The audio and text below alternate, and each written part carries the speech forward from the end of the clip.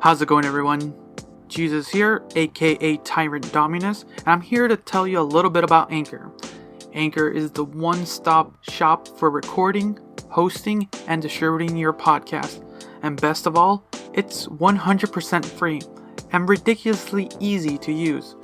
And now Anchor can match you with great sponsors who want to advertise on your podcast. That means you can get paid to podcast right away. In fact, that's what I'm doing right now by reading this ad. Honestly, Anchor is a very enjoyable platform to be on, listen on, and just a joy to be a part of this community. Anchor, come check us out.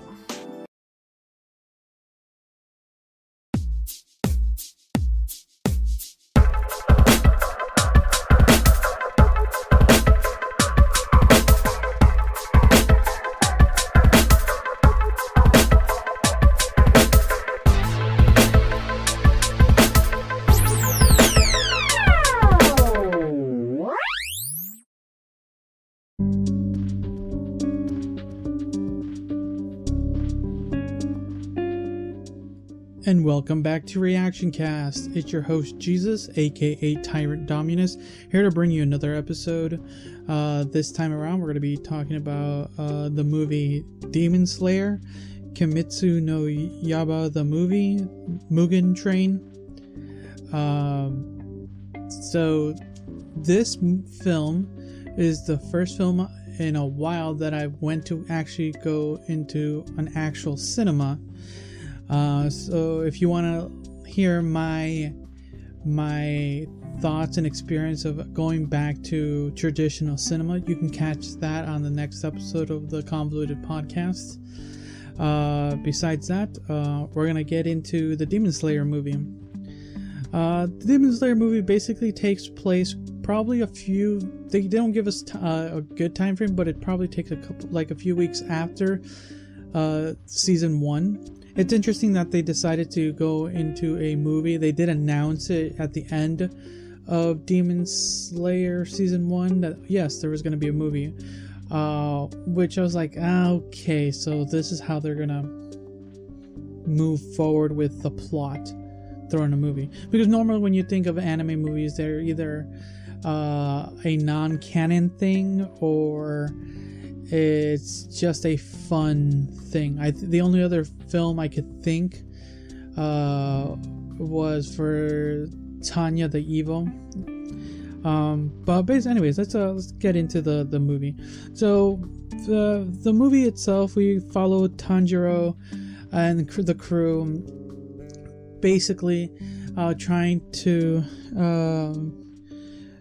get find what's his name? Was it the Flame Leader? Yeah, it was the Flame Leader. Inosuke. And basically there's an incident that is happening in the train where like people are going missing. So it's their job to kind of figure out what demon is causing this. So the way this film is kind of sliced up, the traditional 3 acts, for me, the first act was pretty slow, and I was pretty, I wasn't very interested in the plot they were trying to go. It was pretty gimmicky. Like, it's all the gimmick they used for this demon, like, okay, it kind of threw off a couple fun parts, like, oh, okay, so that's where you're going with this. It kind of pays off later, but it's kind of very gimmicky. I'll kind of do that in spoilers a little bit, but it was like the main demon that they're fighting here, it was like, and it's a pretty slow burn for like the first act. Once we get like towards the second act and the third act, for sure, like those are the what like really gets you, like, your blood pumping. And with the Demon Slayer movie, It takes notes from the anime. It's still beautifully done. The animation's great. Music's fantastic. The score and the soundtrack is really well done. The general plot is, for the most part, like, it's scattered a little bit, but they're just trying to just kill the one of the 10 demons. I think it was number 10 on the train, and kind of Tanjiro trying to ask Inosuke about like the fire breathing. We get some really cool, interesting lore about how the original 5 breathing techniques of fire, water, wind, thunder. Why can't I think of? And stone. And then there's like subcategories of that, and like, oh, that's pretty cool. And I kind of, this is the moments kind of wish I paused it. Like, I wanted to see some of it, because it's really fun to kind of learn a little bit more lore, because it's interesting because the way their fighting works is through breathing, and like, okay, I just kind of want, please let me learn more. But for the most part, we get some very, very, very good, like, touching scenes in this movie. The crowd that was in, there was some tears around me. I had some welling up too. It's like, there's some good moments. But overall, it was a fun film. An interesting way to go into season 2, if this is how it's gonna move into season 2, because of some of the things that happen in like the second and third act. For sure in the third act, what happened in the third act is fantastic, and it's interesting that they went with a film to go into season 2 and how they're gonna address it. But if they wanted to kind of clutch a good chunk of an arc into just one movie, I could see that working. I know when I was leaving the cinema, there's a lot of people around me talking about the manga, and I was kind of just trying to ignore it as best I can. And I'm like, this is one of those animes that I'm just watching and enjoying for the most part, because I could just get a hold of the manga and read it, and like, okay, I know what's gonna happen. But I've been enjoying the animation and the soundtrack to the anime, and now the movie itself. But yeah, the comedy itself, it's if you like Demon Slayer comedy, it's same, it's the same stuff. For me, the Demon Slayer comedy is not that funny to me, but it'll get me a good chuckle. For me, the action and the lore of the world is what gets me interested in the show, and this film kind of does that. It's basically an extension of the show, and that's what I really like. So before we get into kind of some spoilers and stuff, and kind of some things that I had gripes and some really, really fantastic stuff, I'm gonna get into. I'm gonna give you my review for the Demon Slayer movie.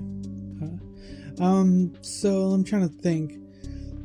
The animation was good. The plot was pretty straightforward for the most part, with a couple hints. Would you have need to watch, if you were just watching this movie alone,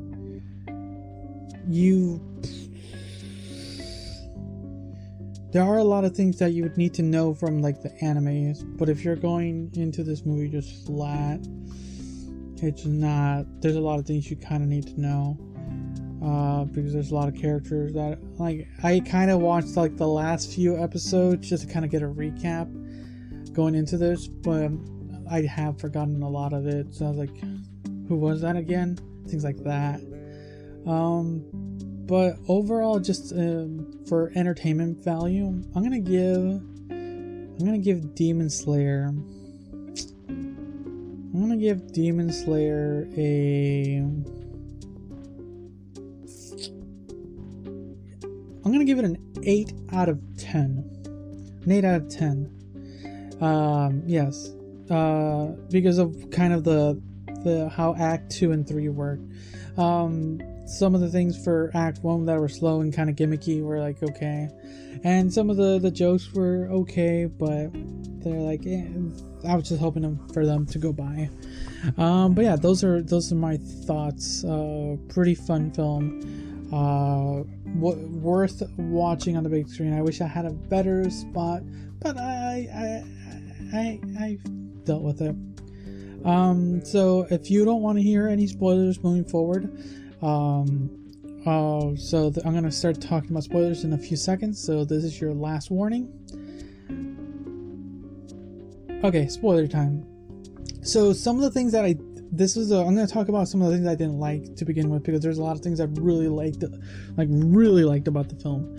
Some of the things I did not like is like I said, the first act was kind of gimmicky. So we get to meet the demon that we saw at the end of season 1, who gets like the power of, I forgot what they're called, of the, what are they called, the 10 people of the 12, the 12 Kisukis? Yeah, I think that's one of the lower rank ones. And his gimmick is that he puts people to sleep into this like very like eternal like wonderland of their dreams. And the thing that annoyed me, is like we get this really fun action scene of what's his name? Not Tanjiro. What's the name of the main dude? Of the fire dude. What's the name of the fire dude? Rengoku? I think that's his name. Yeah, Rengoku. Yeah, when you see the you see him fighting and everything, like it's really amazing, because this is the first time we get to see some fighting sequences and stuff like that, and his fire style is really fantastic. Just to find out that the whole scene is a dream, and I'm like, are you serious? And I'm thinking to myself, oh my god, this whole for me, I'm not a big fan of dream sequences, like, because you never know what's real and what's not, and like, okay, so what happened, real or not? But there are some moments that really hit hard for some dream sequences, because of all 4 members of the Demon Slayer team fall into a slumber because of the demon's power, and they're put into these fun situations, kind of like Tanjiro himself, he goes into a dream of where his family's all alive, and it's very touching. Like, yeah, this is the world he could have lived if the big bad never came and murdered his entire family. This is the life he could have lived. And then we get some funny ones of we can't. I wish these things.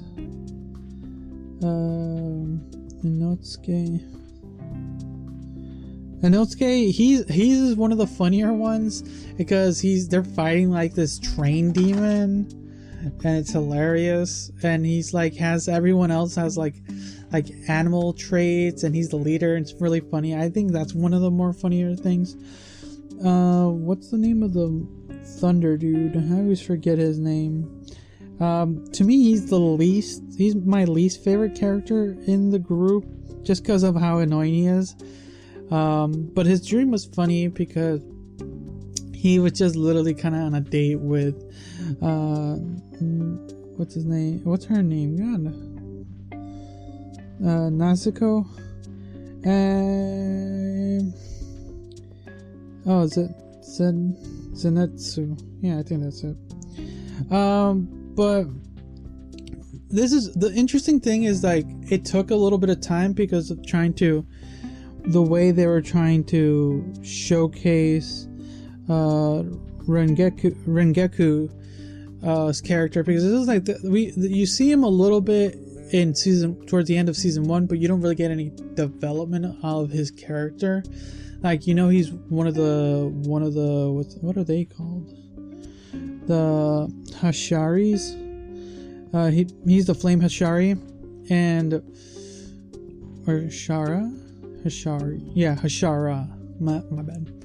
And that just means they're like one of the top best people, and you don't really have much lore behind him and everything, but the movie does a really good job like developing him, and it's like in what he does at the third act is fantastic. So let's get into kind of like the fantastic parts. Act 2 is basically Tanjiro basically waking up from his dream when he realizes, oh yeah, I'm dreaming and shit, I need to wake up because I'm gonna die, and figuring out a way to, he basically kills himself to wake up to fight this dream demon. And you get this moment where he's fighting the dream demon, and the demon's constantly trying to put him to sleep, but every time he falls asleep he just kills himself in the dream, waking himself up again, back and forth, to find out that yeah, the demon's not really like his actual body. The entire train is the demon. Like, he's infused himself to be part of the train. Like, oh god. So they're fighting a train.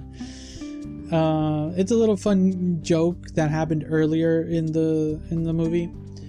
But yeah, Tanjiro and one of his buddies, the boar dude, just basically tried to fight the train. That's the best way to explain it. And at that point, when they defeat there's just some fun just moments, just trying to defeat the train. And when it's over, like, oh wow, that's how the movie ends. Like, okay, like I wasn't actually upset if that's how they ended the movie. Like, it was like a good ending. There was a major crash. It took some time to beat him because it took a lot. And in my head, what I'm thinking is it took a lot. It took a lot of effort to defeat one of the bottom 12. Like, it makes me think like how is Tanjiro and his team gonna face like the top? Because as he was dying, he was like, their goals, the lower 6 are like, their goal is to try to ascend to the next ones, and those guys have been the top 6 for forever. And and as he's saying that, like, yeah, how is Tanjiro going to be able to like go against those guys? He was having trouble with one of the lower guys. Like, that what's the lore, or what's going to be the plot for him to like really fight some of the top 6 when he's just barely scratching the bottom, to then get this like surprise entrance of one of the top 6 to show up. And I'm like, whoa, what? And you basically get this fantastic battle between Rengeku and one of the top 3, I think the number 3, just fighting back and forth, and even Tanjiro and the boar guy, just, they know they have no chance to go help. They basically have to just sit there and watch this melee fighting each other, and it's really amazing. And there's a very like intense fight. It's one of the best things that I think I loved about this film. And that's what's interesting is like this film goes into the next season, and what made it pondering is like the fight is like really intense. Like the demon's like offering Rengeku like, hey, become a demon, I want to fight you, you know, you can be strong, you like human bodies are weak, you guys can't recover as fast as we do, but if you become a demon, you know, you can always become stronger, you know, we get to fight forever, because you get this battle maniac. But learning a little bit more of Rengeku's past, like, he's just there to try to protect the people around him, protect the weak. He has this power, and, you know, he's going to do everything he can. And yeah, this movie kills him off, and I was like, what the fuck? I did not think you were going to kill off a main character in a movie. Like, wow. And it was very, like, saddening, because he's like doing everything you can, and the movie does a really decent job showcasing this character a little bit through just some flashbacks, in a sense of not flashback, but a dream sequences of his past, and just kind of doing mini flashbacks, things like that, to show him, like, this is who he is, essentially, and yeah, he's gonna die. And I'm like, whoa, did not see that one coming. I kind of thought there was gonna be like a draw, and yeah, that was gonna be it, but no. Rengeku gets, like, punched through the gut, while almost, like, killing one of the top three, like, just barely. But because of the sun rising, the one of the three has to run, and you get this amazing monologue of Tanjiro, like really, like, belittling the top three because of calling him a coward. And I'm looking forward to see if that comes back in season 2, or whenever they get to meet up again, just showing, like, yeah, you didn't win, you ran like a coward. And I like, yeah, that was intense. Like, I like that. Besides that, yeah, movie was great. The gimmick of the dream thing was okay, but it's like alright. The comedy was so. Like I said, for me, the comedy music was fantastic, because all the score for this thing was great. But yeah, those were my thoughts. Let me know what you guys thought about the movie. So until next time, see ya.